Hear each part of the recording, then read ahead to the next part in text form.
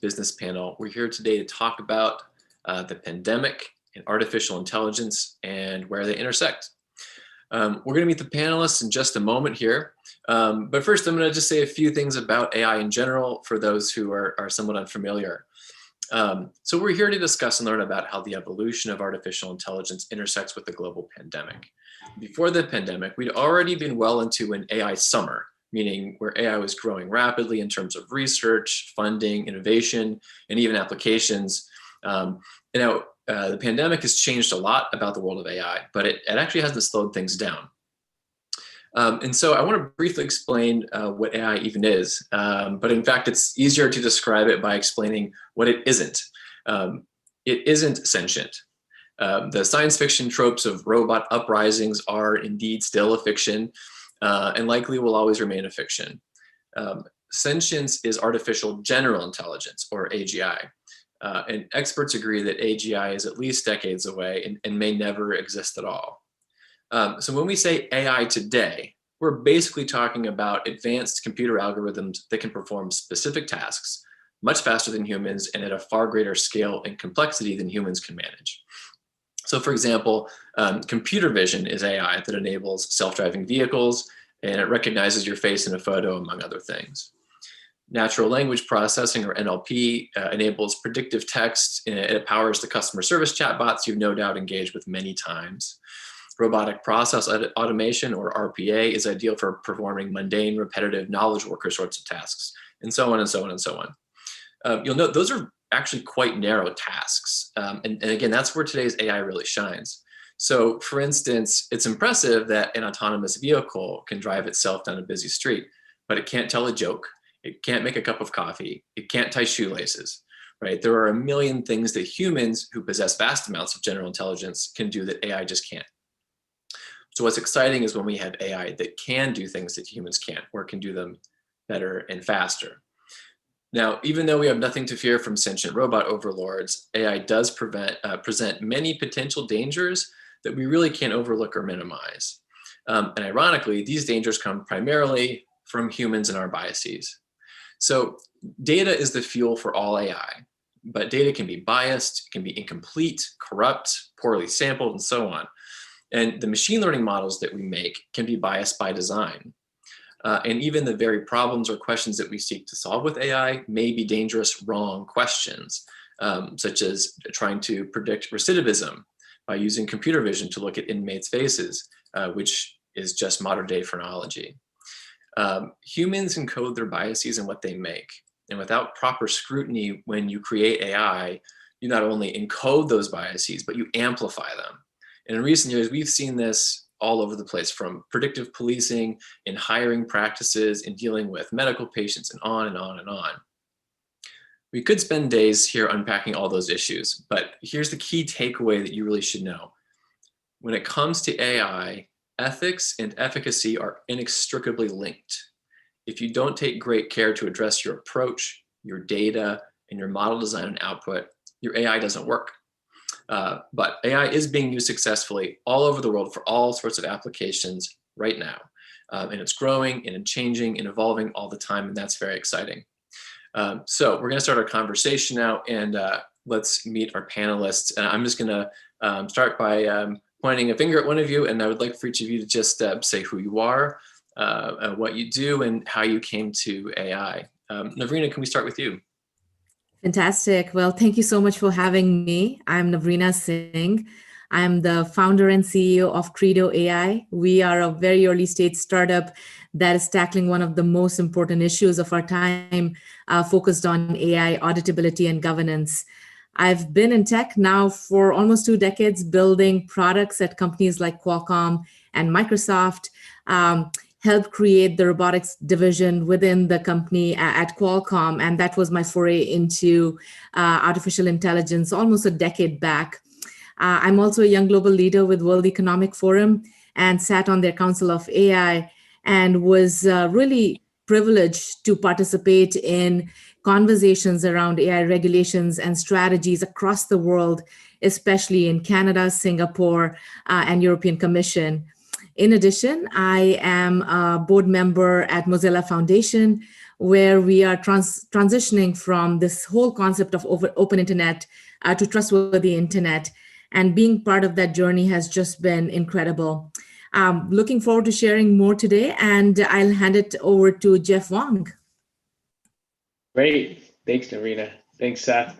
So Jeff Wong, I'm the Global Chief Innovation Officer at EY. EY is a 300,000 person professional services firm in every major country, pretty much every major city in the world. My background is actually venture capital, growth tech investing, and then spending about a decade on the internet. And my job here, though, has been about creating new things for us. So that's whether that's new services that we want to be in, or looking at the things we've done for a long time in a new way. As a part of that, to your question, Seth, I own the Global Advanced Tech groups. So that's in artificial intelligence as well as blockchain.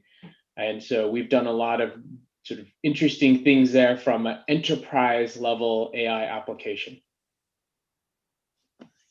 That's great. I'm going to go along the top of my screen here. Ernestine, can you introduce yourself?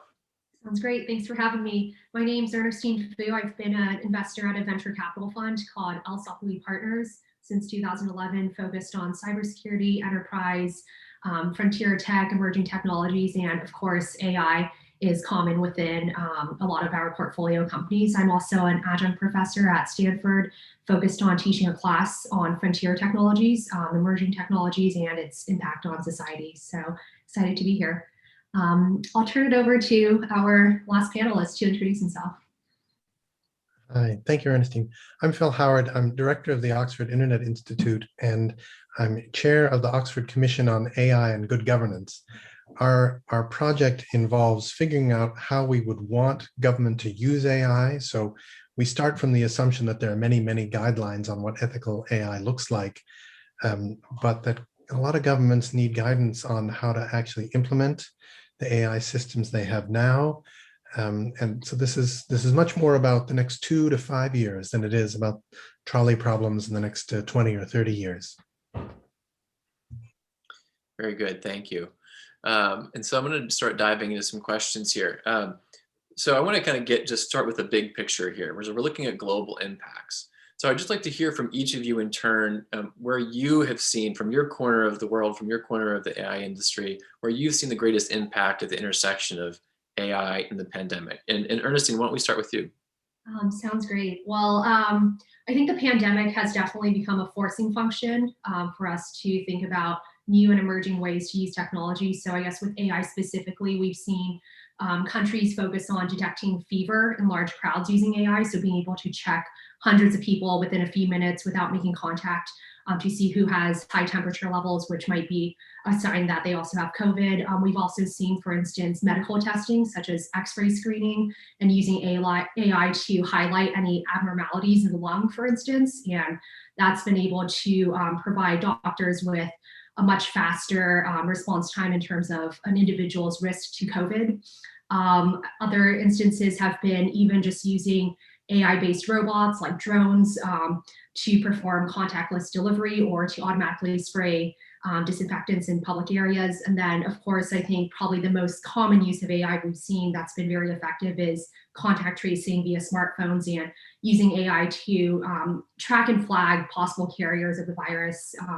We saw that being deployed all around the world with some concerns around privacy as well with all of these use cases. But I think we've definitely seen the use of AI and in many instances to try to fight COVID. So that's great. Yeah. Narina, could you weigh in?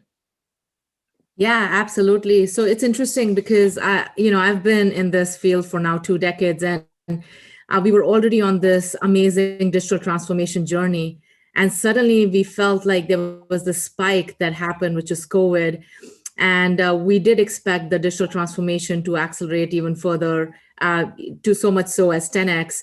But what has been really fascinating for us, especially at Credo AI, is to see how every industry, whether it is CPG, manufacturing, logistics, high tech, financial systems, pharma, healthcare, suddenly in the past year, not only the AI first companies, but the massive middle, which was a tech forward, have started to adopt new ways of interacting with their customers, new ways of really bringing their employees online and enabling new interactions, especially in this remote world. So what we have noticed is there was already this, gathering of data and reasoning over that data. As Seth mentioned, that's basically what machine learning and AI is.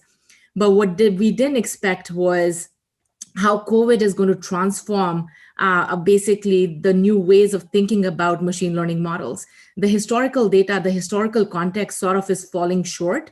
And because of COVID, what's happened is there's new data, new patterns that are emerging. So what has been fascinating for us is not just the traditional industries, all the ones that Ernestine mentioned, that have been like sort of living on this data and reasoning over that data, but also thinking about when you have not seen those traditional patterns in the data in the past 10 years, 15 years, what are new methodologies you should be using? Now, I'll give you an example. We work very closely with the financial and the banking industry. And as you can imagine, whether it is risk scoring, underwriting, or marketing solutions, they're using a lot of credit card transactions to really figure out, what should be the risk score associated with an end customer. Now, that basic, decision-making system has looked at historical data where there was no COVID. And now suddenly when you see a pandemic completely disrupting our lifestyles, the way we are purchasing goods, the way we are, transacting online, that is basically changing how these models now make decisions. So what has been fascinating for us is not just the aggressiveness with which companies are digitally transforming and leveraging more of these machine learning technologies, but also how they have to sort of reset their expectations because the older historical data patterns don't really match the new reality of the pandemic. And happy to dive deeper into how that is playing a massive role in the ethics and the governance of multiple of these technologies. It's interesting you mentioned the disruption in the data, right? Because so much of AI is just this fancy pattern matching, right? And yeah, it's completely disrupted. We can't really trust so much of the historical data. It's quite disruptive. Jeff, why don't we move on to you? Yeah, no, just I wanted to reflect on and build on the Ernestine and Navrina's comments. So yeah, so for us, to your original question, Seth, we've helped governments and government-like entities around the world help, at least early on, predict the spread, try to model out and predict the spread of COVID and sort of participate that way. In a more simplistic example, we also did a series of the chatbot technologies that had to all be spun up COVID specific because the demand for what's going on and what's information we need just spiked around that time frame. So we work with a lot of mega healthcare medical systems around that. What is fascinating is Ernestine gave a series of examples, but it is really widespread, right? The use of this technology against COVID is very, very widespread. I think Ernestine gave several fantastic examples of that. But Navrina, what you said also was particularly important, at least from what we've seen, not just from the surveys. So the surveys you see are, 80% of companies have accelerated their digital transformation. 30% of companies have actually accelerated specifically their AI investments. We are on the positive side of each of those surveys, and we've seen it in our leading firms in our client base as well.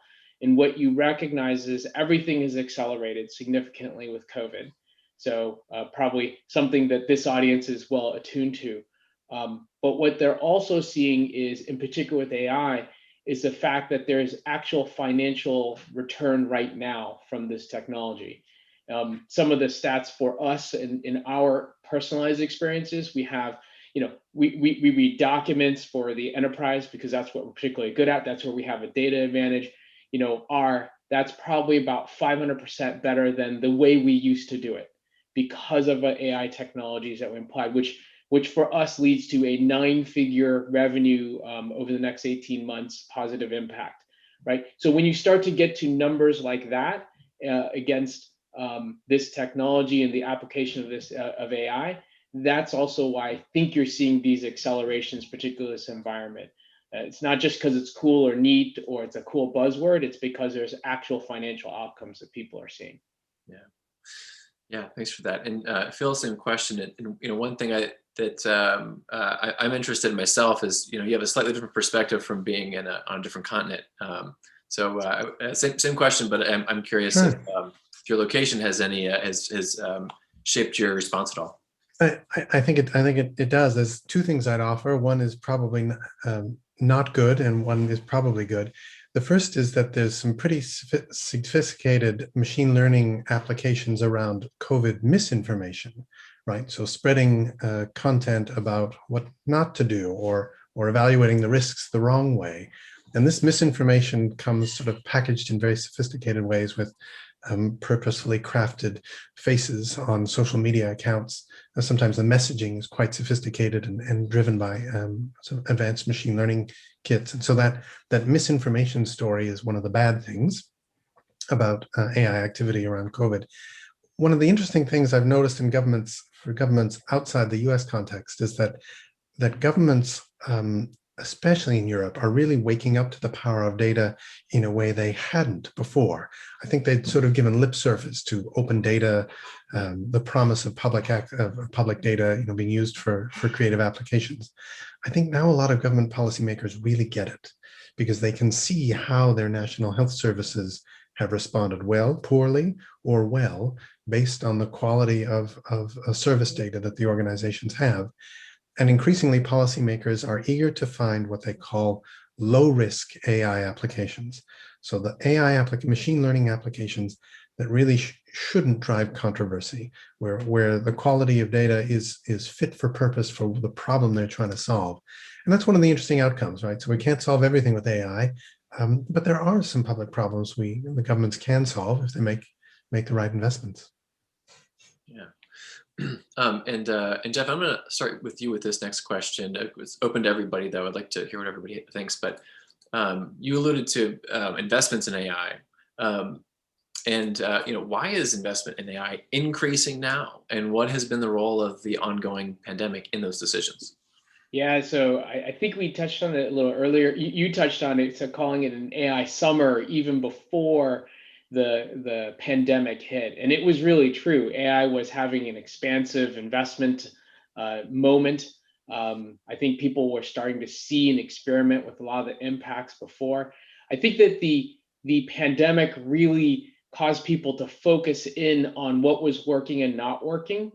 I know we did that internally for ourselves as well. What is actually driving revenues now? What should we be doubling down on in this environment? And I think that was a remarkable moment for us. And I think for many of the companies we interact with that saw, hey, these interesting experiments we had, wow, the data coming out of it is pretty good. The results coming out are pretty good. In fact, good to great. We should probably double down on this, in a constrained environment, because that looks like what's going to drive impact for us. And so what's really interesting is I think that has happened, which has caused a reimagination for a lot of C-suites around the world around what is possible for their companies. It's funny because we saw this coming slowly before the pandemic, the light bulb, the proverbial light bulb going off above people's heads, saying like, wow, this is really different, interesting. And now inside the pandemic, we've seen this rapid acceleration. And Narina, you were right, it's across different industries that we perhaps wouldn't expect. We held a big summit for online summit for our agricultural sector. And we had something like 200 C-suite, CEOs, presidents of different agriculture businesses, food system businesses around the world. So each layer of the value chain. And they're talking about, how do we share data to make artificial intelligence useful in this? And that's the agriculture business, which again, people on this call perhaps wouldn't think of as the first group to raise their hand and say, wait, we need to really think about this differently. So we're seeing this across the board, across sector, tends to be leading companies, companies that have survived financially reasonably well from the pandemic, but we're distinctly seeing that acceleration. Yeah, Ernestine, do you have any comments on that one? Mm-hmm. Definitely agree with Jeff's comments in terms of companies really recognizing it as a way to reduce costs and also increase revenues. It's interesting that you term it as investment in AI is increasing because from the VC perspective, my first investment about 10 years ago was in a company that had the word AI, that buzzword, in its pitch deck. And I think we are seeing that in a lot of startups. But I think at the end of the day, AI is also making remarkable progress on solving a wide range of computer science problems. And I think that's why companies are also adopting it more and more. I think of two examples in mind when it comes to just reducing costs and increasing revenues. One, Amazon, a company that most of us are familiar with and use on a daily basis. A few years ago, when they acquired for a little less than $1 billion, a company called Kiva, that really reduced their costs, operating costs when it comes to automating picking and packing. So there's a concept of the click to ship cycle time. And previously with humans, that was around 60 to 75 minutes. But then with Kiva, that reduced the time down to 15 minutes. So you can see that greatly reducing costs for Amazon. And then also Netflix. I'm sure we've all been binging on Netflix, especially during the pandemic. And just the simple idea of having an AI algorithm to provide personalized recommendations really reduces the friction for users to have to find a movie or a TV show that they might want to watch. Studies have shown that if it takes too long for someone to find a movie to watch, then they just cancel their subscription. So that's also helped Netflix in terms of helping customers find content, and then also reducing the likelihood of people canceling their subscriptions as well. Direct impact on revenue. So yeah, and Navrina, you have a perspective from the other side of the investment coin. As someone who's running a company, I wonder what your perspective is on the same thing. Absolutely. I just want to give you an example that our consumption patterns have drastically shifted in the past year. My 6.5-year-old now has her own Amazon Prime account. So now what Amazon is doing is understanding, what is this new user looking to buy? So I get recommended a lot of wine, but for her, it's a lot of toys. So it's really fascinating to see that how, again, I keep going back to the historical context now is shifting so drastically because of the pandemic. So companies like us, we are focusing on a very slightly different problem. And I think this is more in line with, Phil, what you're focused on. Is as these frontier technologies become pervasive, especially when you look across use cases, whether they are low impact or high impact, the level of scrutiny, oversight, or governance needed, it drastically shifts. But now we are moving into this world where it is not just a technology problem, it's a techno-social problem where we have to think about policies, we have to think about data, we have to think about who are the people who have the risk management capability that need to come into it. So for us, what we have noticed is not only that there is this increase in adoption of machine learning, but also a higher focus being put on how do we govern and provide oversight to these technologies. And I'll give you two examples. Going back to the example, I'll build off Ernestine's comment. Contactless technology, be it facial recognition or voice recognition, has accelerated in the past year. And what we are finding is not only are the companies adopting them, but they are also intentionally pausing and thinking about it. Have we trained these technologies on demographically diverse data? Because if we haven't done that, guess what? We might be leaving an entire population out of these systems. So now the concern is not only about bringing these advanced technologies into their organizations so that they can improve the customer experience, but it is also, can I improve the customer experience without exposing my organization to additional risk? And this is where Credo AI comes in, where we help organizations sort of step back and look at, have you looked across all the bias characteristics? Are your systems fair? When you have internal compliance policies, are your ML systems actually adhering to those ML policies and the compliance policies? How do you create audit trail of decision making as to why did you decide to deploy a facial recognition system for access control in your building now that not many people can show up in your buildings, but you need these facial recognition systems to allow a Phil or a Jeff to enter the building? But the question is, are these systems accurate enough, sophisticated enough? Not, they're, I wouldn't say bias free or fair, completely fair, but what are some of the other implications? So what we are finding, Seth, is not only the adoption of these technologies, but the intentionality that this multi-stakeholder ecosystem needs to build. And so we are seeing engagement from policymakers, we are seeing engagement from compliance teams, audit teams. And that for me has been much more exciting to see in the past year and a half. And I think this is just the starting. We're going to see more in that space. If I might, Seth, jump in really quick on what Navrina was saying. You're absolutely right. We're seeing, as projects turn from fun experiments that were interesting and cool to, oh my gosh, this has got to be part of our infrastructure and how we move forward. I think you see companies waking up to the need for governance and making sure that it's an unbiased input and outcome. But Navrina, you touched on this. Governments, the regulators are rapidly waking up to the fact that these systems that are being used, how do you figure out what's in them, and how do you figure out what's going in and coming out, and whether or not it is whether there's bias or it's a good answer, right? Particularly, we exist in our biggest business is the assurance business, which is audits, and particularly in that business where if we use a tool like AI, we have to have a way to show that it is giving a good input and a good output, which is really difficult to do today. So, Navrina, your companies technology like yours, technology is incredibly important to make this expand even further than it has. Yeah, so we've touched a little bit on the policy issue, and I want to hit on that a little bit more. And Phil, I'm gonna ask you a similar question with that in mind. So, can you speak to how these AI investments have been different in terms of public policy across the world? So this is no oversimplification, but US versus China versus Europe and other countries, there's been some big differences. I wonder if you can elaborate on that a bit. Sure, I think there's some basic difference for the investments so far that you would logically anticipate. So the Chinese tend to invest in a wide range of AI ML learnings, machine learning systems. Of the ones that are politically sensitive, this involves facial recognition software.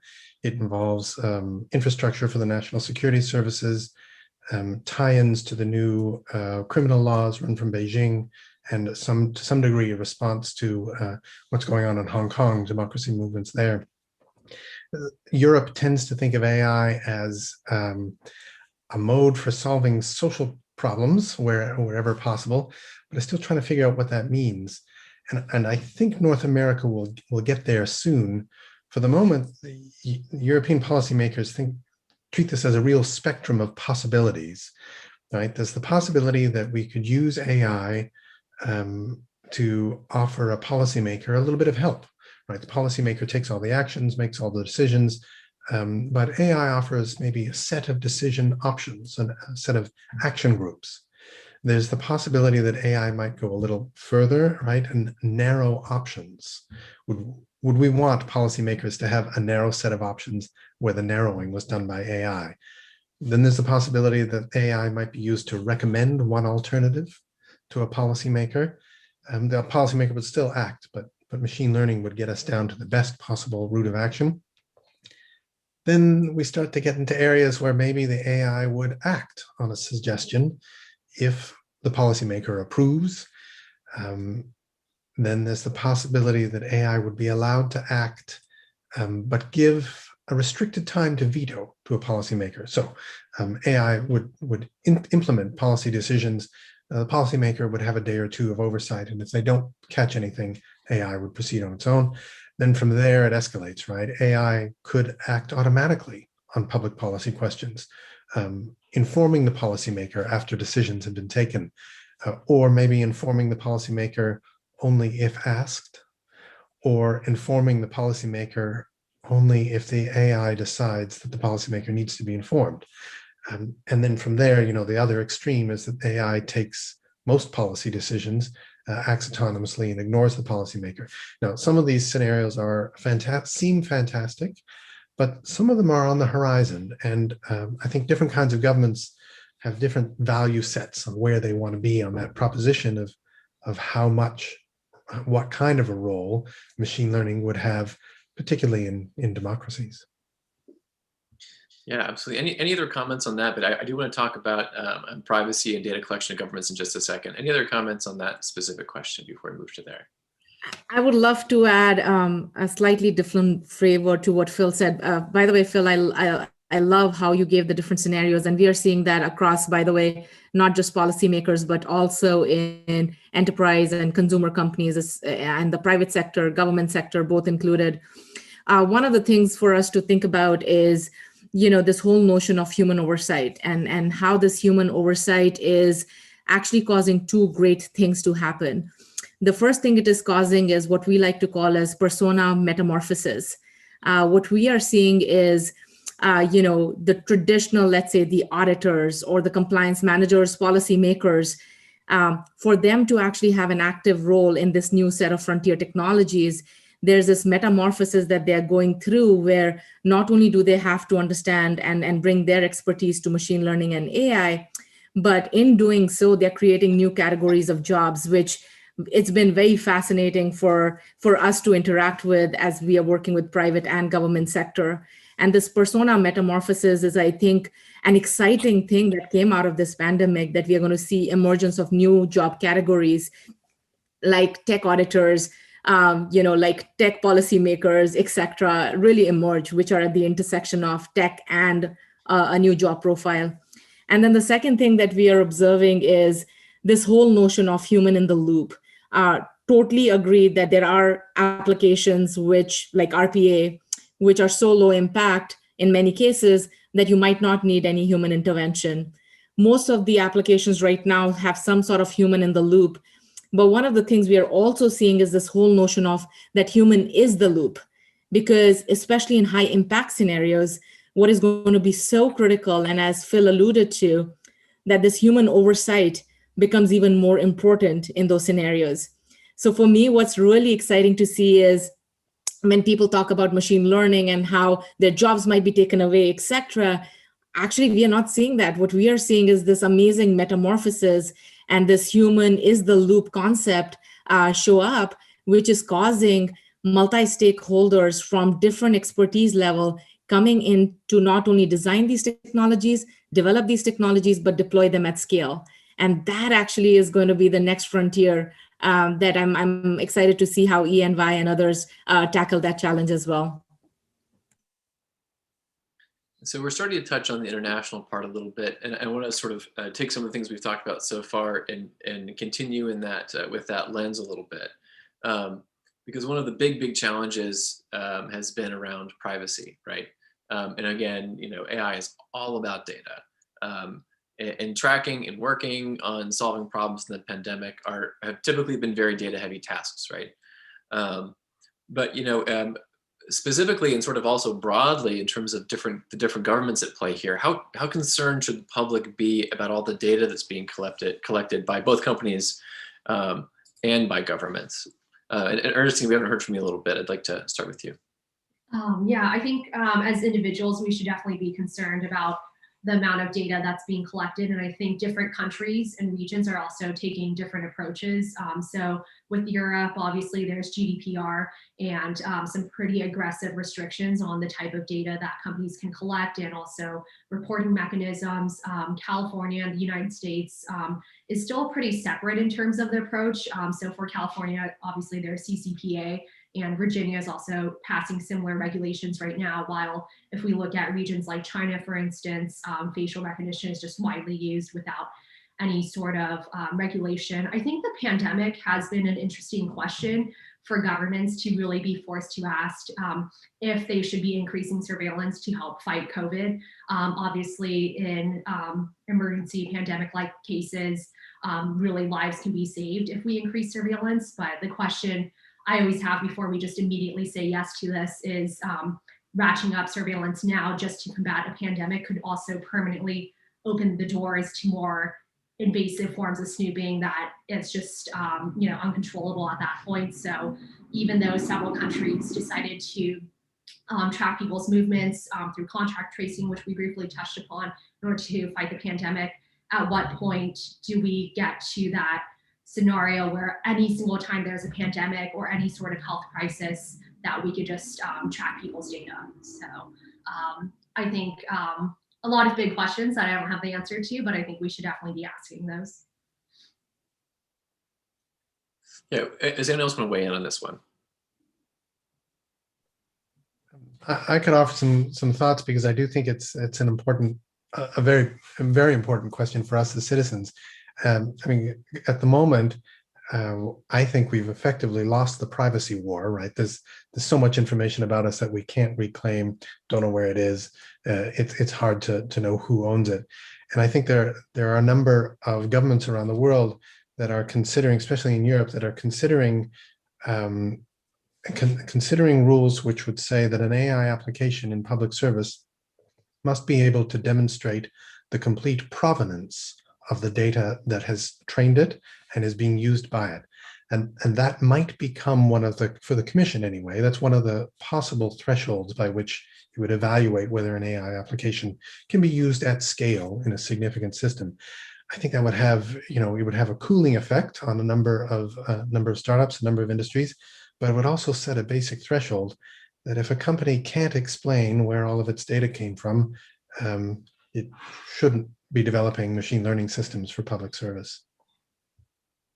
If I could just add something to the comments around this, Seth, so different governments around the world have sort of less restrictive to more restrictive data policies, and I think it reflects a lot of that cultural aspects of those constituencies, right? So I live in the United States, and so I personally have a very United States view of liking privacy, wanting my privacy, et cetera. But I recognize other cultures and people have different tolerance levels for that. I think the one thing I would encourage, if there are any government leaders on the call today, to think about, though, is the implications from their policies, right? So a more restrictive policy will hamper the development of the algorithms and AI systems and tools for their companies, which may make it more challenging strategically or competitively for your companies to compete on a global scale later on. Areas of the world that are less restrictive about their data have more advanced models, right? And I think that I haven't always seen government leaders be able to relate privacy considerations to the competitiveness of their companies on a global scale. And I think, every government world needs to make their own decision. Every constituency needs to make their own decision about what's right. But my concern is simply that they aren't thinking it all the way through, right? If you are more restrictive, because that is what your constituent wants, that's great. I have no problem with that. But you have to recognize that your companies from your country may not be as competitive, in 5, 10, or maybe even fewer than 5 or 10 years. Because another company from another country in a less restrictive policy just has a better model, better outcome, better risk if you're an insurance company, better facial recognition if you're a facial recognition company, and just to be aware of that and cognizant of that going in, I think is something I haven't seen as much of, and I would hope to see more of. Yeah, and holding on to that thread for a second, Arena, I want to ask a related question for you to kind of answer. This is very much where you spend a lot of your time thinking about these sort of things. And Jeff, I think what we touched on is that there's nuance here. And I think too often in the conversation about data and privacy, and especially among world governments, it's a little too easy to see things in black and white, right? So people sometimes think it's either totally necessary, get out of the way, just get it done. Other people go all the way the other way, and this is a total overreach by the surveillance state, and it's completely unacceptable. Can you speak to some of the more, the more nuanced situations? And Jeff kind of brought that up a little bit, and maybe you can pick up that thread as part of the answer. But these more nuanced situations, where or how data collection and the way it's being used is maybe more of a positive thing than a harmful thing, or where some of that tension lies. Yeah, we are still scratching the surface. I'll talk about, things that I agree with the panelists on. I totally agree with Phil that we've kind of lost the privacy war, but we still have some new ways to tackle, especially around data provenance and other auditability needs.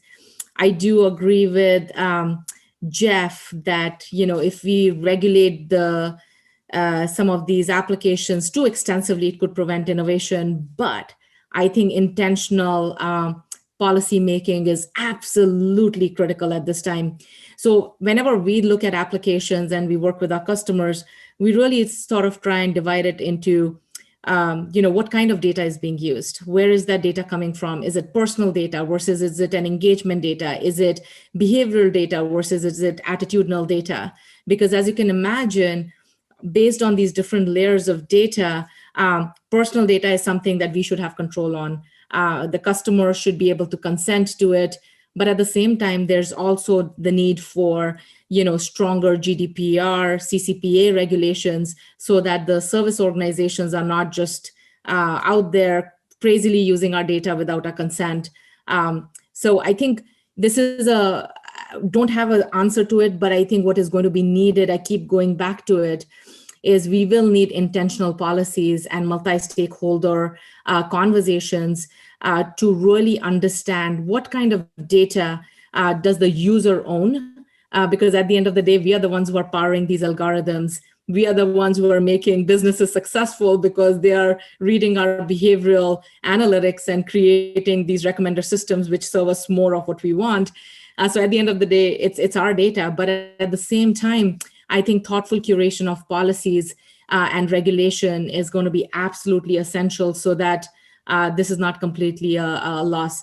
So I might not have answered your question, but I think what we are going to see, not only in the new administration, but also the collaboration between US and European Commission, is going to be more intentional evolution of GDPR, privacy laws, so that, again, the consumers as well as the service providers both take ownership as to not only where this data is coming from, the provenance of that data, and giving the power back to the customers to say when the companies can or cannot use their data.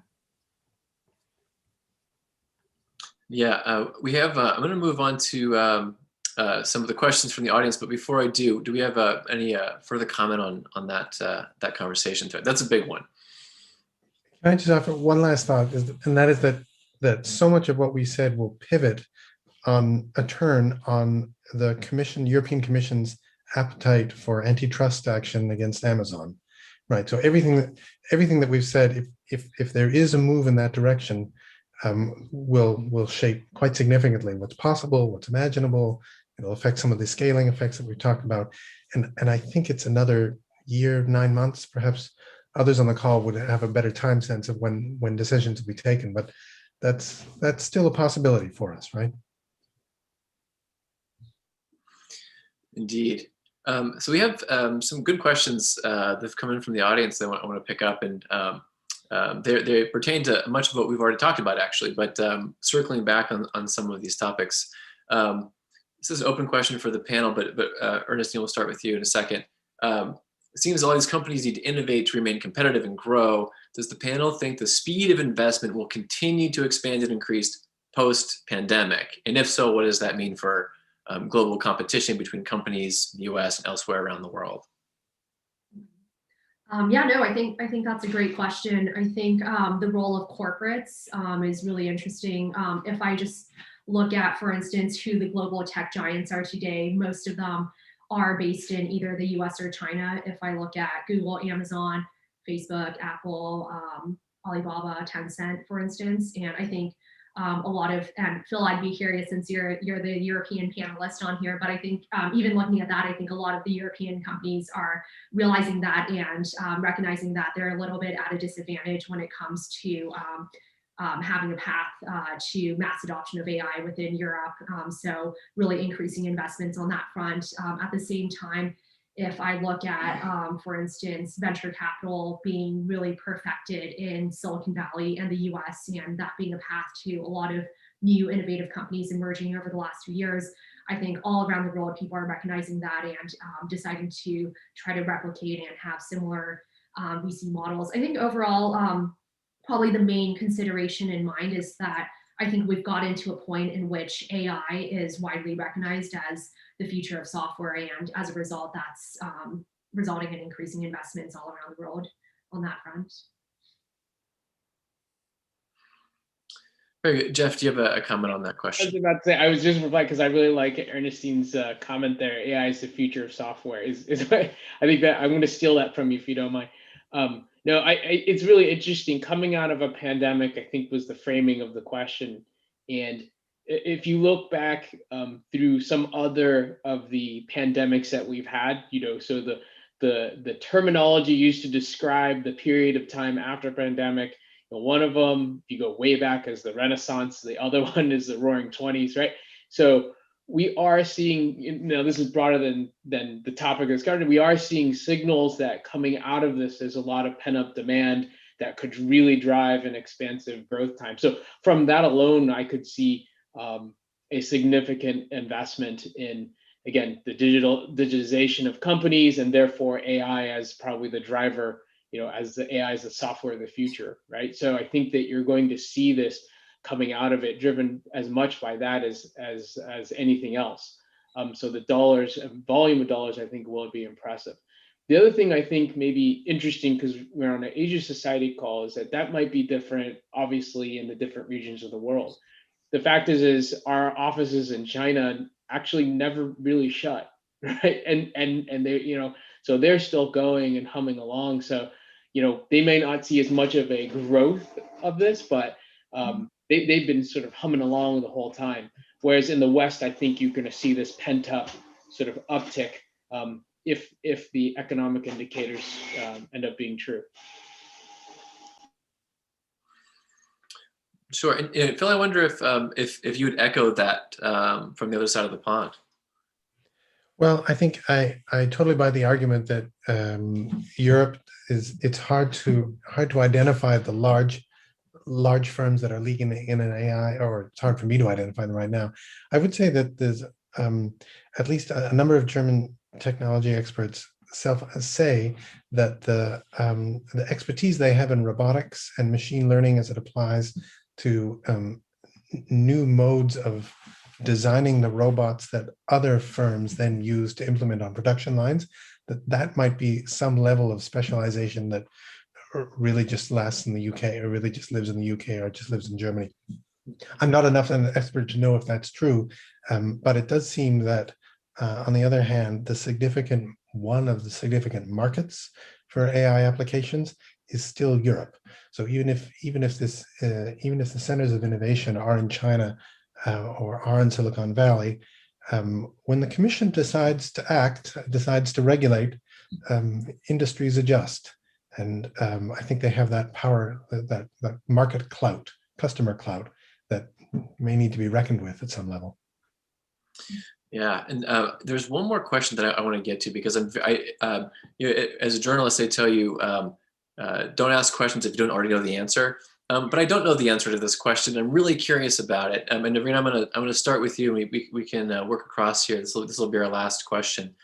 The question that came in: what industry will be the next to experience a substantial AI-impacted revolution? And I like the question, I appreciate it, but I wonder if it's sort of the wrong question. This is just coming from me, so feel free to disabuse me of this notion. One of the things that we've been observing is how embedded AI is becoming in so many things, in so many industries. It reminds me of Web 2.0. People were talking about it as if it was a new thing, and it was like, it's already here. You're already using it. Your email is already Web 2.0, and on and on. It seems to me that we're at a similar point with AI. People understand, they interact with it every single day. And I dare say that pretty much every industry has been affected by it already. So maybe we're dodging the question, asking a different one, but is there an industry that's sort of primed to sort of explode from the impact of AI? Or are we at the point where AI is becoming so infused that that's maybe the wrong question? So Navreen, we'll start with you. I'm curious for your perspective on that. It's interesting. I see it as two core things. When a technology becomes so pervasive that you don't even realize it's powering so much of your life. And that's what is happening with machine learning, but not at the scale we would expect. So, when you pick up your cell phone or you watch Netflix or go to Amazon, all that is already getting powered by some form of machine learning. The thing that I like to think about is we are going to see this mass movement from pilot to scale. We have been sort of in this pilot phase for, anywhere from 5 to 6 years.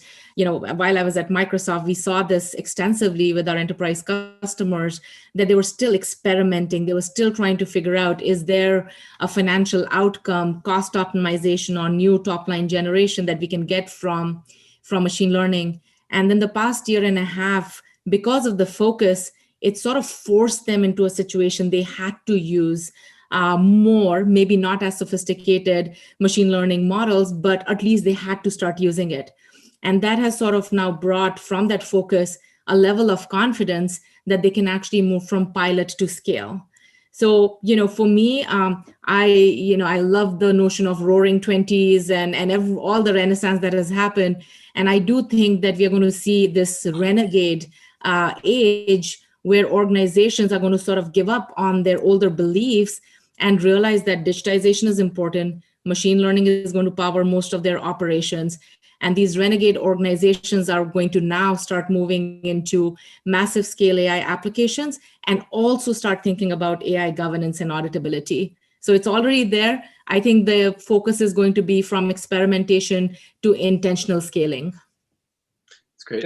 We have, we'll do a lightning round here for the rest of this question, about 30 seconds for each of you, and then we'll wrap it up.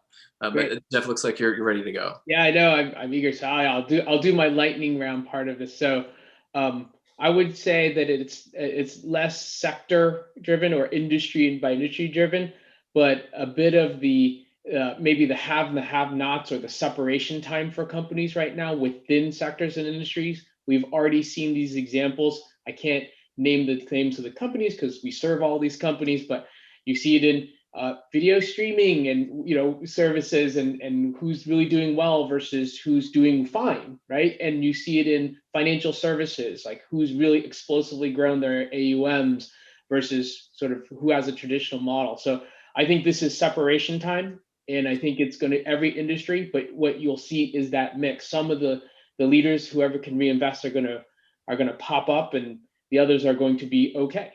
And clearly for those of you on the call, you want to be the ones that are moving up.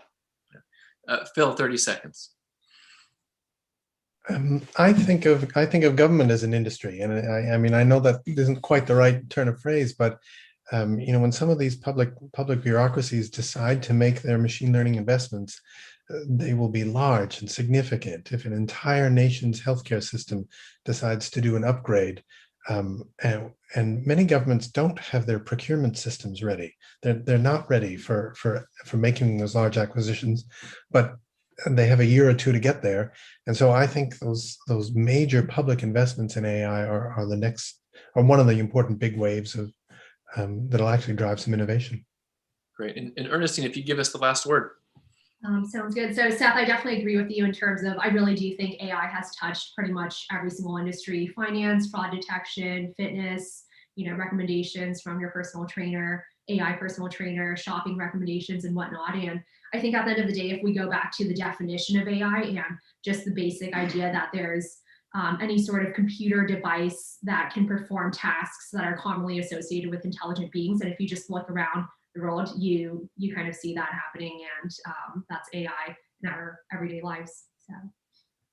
Wonderful. Well, thanks to all of our panelists for being here. We appreciate your insight from various corners of the world and from AI that you've brought to us. And thanks to the Asia Society for having me. I really appreciate the opportunity to come and learn a little more. We hope everyone in the audience has learned something today, and I believe this will be available later for future consumption. And thanks EY for collaborating with Asia Society on this. Thanks everybody. It was great speaking with you. Thank you. Thank you.